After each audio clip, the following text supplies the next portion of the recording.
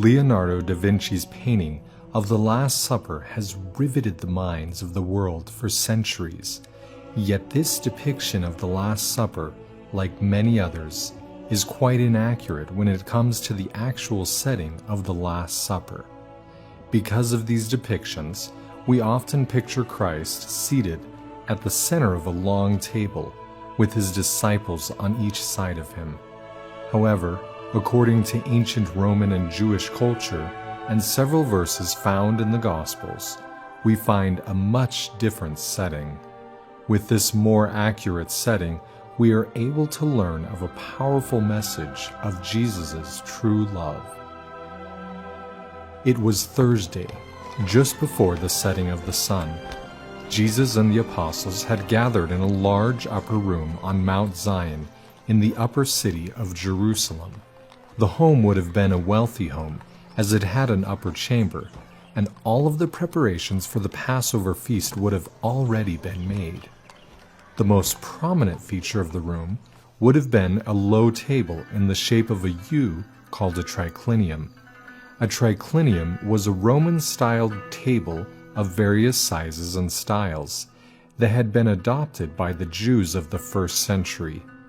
The table had 3 large couches, or cushions, placed on each of the 3 sides, allowing the middle to be open for entertainment and servers. The guests would lay on their left side facing the inside, leaving their right hand free to eat of the meal. This would mean that each guest could lean on the bosom of the person to their left. Their legs would be towards the outside, allowing a servant to wash their feet as they ate the feast, similar to when Jesus' feet were washed by the penitent woman in Luke chapter 7. The host of the feast would not sit in the middle, as is often depicted in artwork of the Last Supper, but instead second to the left, with the guest of honor on his left and a trusted friend to his right. The seating then continued around the triclinium, the most important guest seated on the left wing, then going around the table with the least important sitting on the far right. The servant, if seated at the table, would occupy the last position, closest to the door, so they could go and obtain more food as the evening progressed. If this seating arrangement was followed by Jesus, and from the scriptures it seems to be the case, Jesus then was seated not in the center, but second from the left.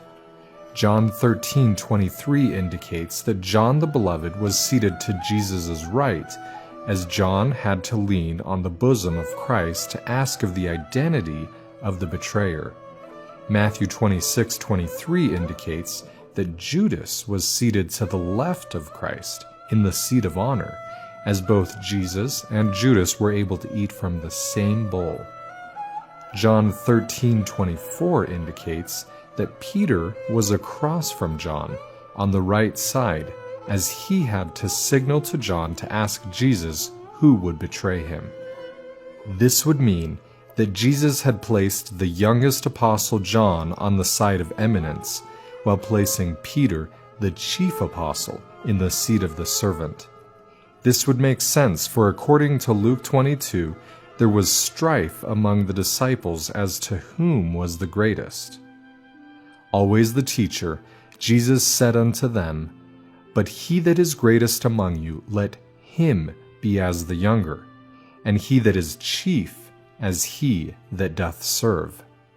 To further teach Peter and the others of the importance of servant leadership, Jesus then washed the feet of the 12 disciples, including the feet of Judas. Peter, who Jesus had placed in the seat of the servant, was most likely responsible for washing the feet of the guests. Yet Jesus, the host and the greatest of them all, now acted as servant and washed their feet. This would explain the protest of Peter in John 13 when Peter says, "Lord, dost thou wash my feet? Thou shalt never wash my feet." Then Jesus teaches Simon Peter, "If I, then, your Lord and Master, have washed your feet, ye also ought to wash one another's feet. The servant is not greater than the Lord, neither he that is sent greater than he that sent him. This seating arrangement would also mean that Jesus placed Judas, who would betray him, in the seat of honor. It seems that to the very end, Jesus loved Judas and desired to teach him of his love by placing him in this most important seat. It was as if Jesus was trying to give Judas one less reason to betray him. Jesus, at some point, gives Judas a sop, a piece of bread dipped in broth, yet another sign of honor. However, Judas had already made up his mind. Then said Jesus unto him, That thou doest, do quickly. Once Judas left, the Gospel of John indicates that the entire mood of the evening changed. From this point on, Jesus teaches some of the most important teachings contained in all Scripture. From this moment, light could fill the darkened chambers of the upper room. Yet, a valuable lesson had already been taught to the disciples because of the seating arrangement Jesus had chosen. A lesson of servant leadership, and a lesson of true love and devotion towards even the greatest of sinners.